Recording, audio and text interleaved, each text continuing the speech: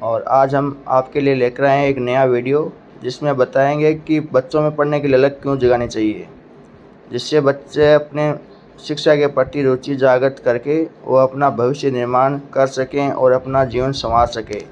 व्यक्तित्व का निर्बल होना व प्रभावहीन होना स्वयं के लिए और समाज के लिए घातक है, क्योंकि निर्बल व्यक्ति न स्वयं कुछ करने में समर्थ है और न समाज में कुछ करने की सामर्थ्य रखता है।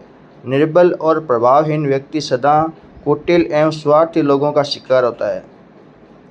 इस निर्बलता और प्रभावहीनता का कारण अज्ञान है और इस अज्ञान के पीछे है अशिक्षा। मनुष्य अशिक्षा के कारण संसार के क्रियाकलापों से अपरिचित रहता है। ऐसा व्यक्ति न अपने आप को अभिव्यक्त कर पाता है और न दूसरे को समझ सकता है। यह महान पुरुषों के विचारों और अनुभवों का लाभ लेकर न अपना जीवन निर्माण कर सकता है और न दूसरों को उनका लाभ दे सकता है। कहना चाहिए, जीवन का सच्चा आनंद लेना है तो मनुष्य को शिक्षित होना चाहिए, और इस शिक्षा का शुभारंभ बचपन से होता है।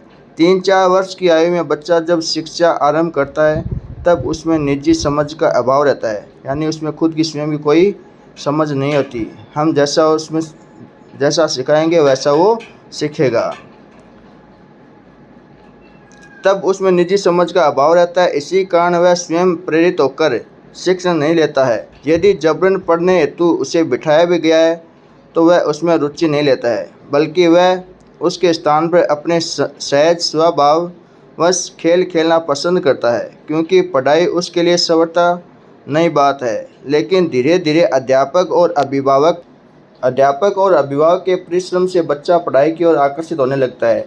इस काल में दोनों सतर्कतापूर्वक बालक की पढ़ाई पर ध्यान रखते हैं, तब कहीं बालक पढ़ाई की चाल पकड़ पाता है।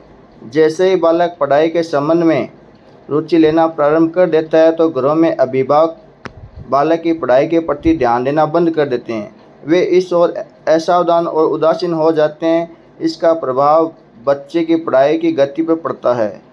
उसकी पढ़ाई की गति मंद होने लगती है। संभवतः है कि उसका ध्यान इधर उधर भी भटक सकता है, जिससे वह बालक आगे जाकर पढ़ाई में ही मंद न होकर अन्य उल्टे सीधे मार्ग पर जाकर अपना जीवन बर्बाद कर सकता है।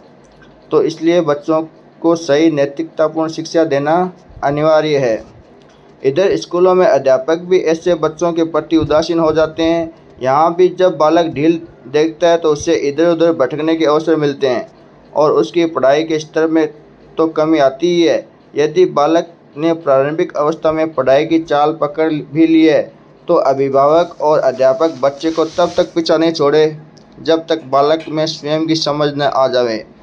हमेशा बालकों में पढ़ाई के प्रति अभिरुचि बनाए रखने के लिए उन्हें अपना समय देते रहना चाहिए, जिससे उनकी पढ़ाई की गति में अवरोध उत्पन्न न हो पावे। जब तक बालक पढ़ाई में रंग न जावे तब तक अभिभावक घर पर प्रतिदिन घंटा आधा घंटा उसकी पढ़ाई लिखाई के लिए दिया करें। उसने स्कूल में क्या काम किया है तथा कौन सा काम नहीं किया गया है, उसकी मात्र जानकारी ही न लें बल्कि संबंधित समस्या का समाधान भी करें।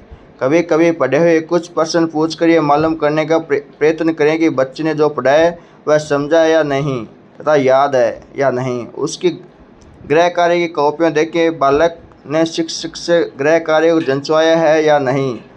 इसके संबंध में जानकारी लेने के साथ साथ कॉपियों में आई गलतियों की ओर भी बालक का ध्यान आकर्षित करते रहना चाहिए। अच्छा हो गलतियों को सुधारने के लिए अभ्यास दे देवें ताकि उन्हें दोहरा न पावे। इस प्रकार के निरीक्षण को बालक समझ लेता है तो सतर्क हो जाता है और विद्यालय के कार्य को भी बराबर करेगा। यही नहीं, वरन पढ़ाई की ओर उसकी अभिरुचि बढ़ती रह जाएगी, क्योंकि काम का निरीक्षण करने से उस कार्य में कौशल भी आ जाता है और उसे करते रहने के प्रति उत्साह जागृत रहता है। जहाँ अभिभावक इतना नहीं कर पाते हैं तो उनके बालक अध्ययन में रुचि नहीं लेते हैं और एक बार पढ़ाई में पिछड़ जाने पर उनमें निराशा घर करने लगती है। यही निराशा उन्हें अध्ययन से हटाकर इधर उधर भटकने के लिए बाध्य करती है। कितना महत्वपूर्ण उत्तरदायित्व है अभिभावकों का बालकों के प्रति। शिक्षक का ध्यान इतना बिखरा होता है कि वह किसी विशेष बालक पर ध्यान नहीं दे पाता। ऐसे बालकों की पकड़ यदि घर पर अभिभावक नहीं कर पाएं तो समझिए कि बच्चा अध्ययन के नाम पर हाथ से निकल जाता है।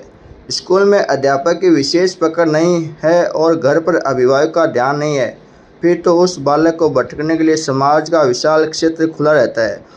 वह उस ओर अपने आप को उन्मुक्त कर लेता है। इसलिए बच्चों को पढ़ाई के समय विशेष ध्यान देना चाहिए ताकि वो अपना भविष्य संवार सके। और जो कार्य वो कर रहा है उसकी समय समय पर जांच भी करनी चाहिए कि जो वो सीख रहा है, जो कर रहा है, उसमें वो क्या कर रहा है, क्या नहीं कर रहा है, वो माता पिता को उसके बारे में जानकारी होनी चाहिए।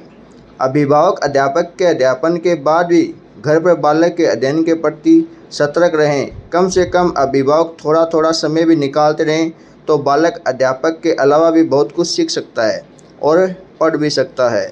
परिवार में ये आवश्यक नहीं है कि माता या पिता ही बालक को पढ़ाने की ओर अभिरुचि रखें। परिवार का जो भी व्यक्ति पढ़ा लिखा है और बालक के अध्ययन का निरीक्षण कर सकता है वह उसे पूरा करें। थैंक यू वीडियो देखने के लिए।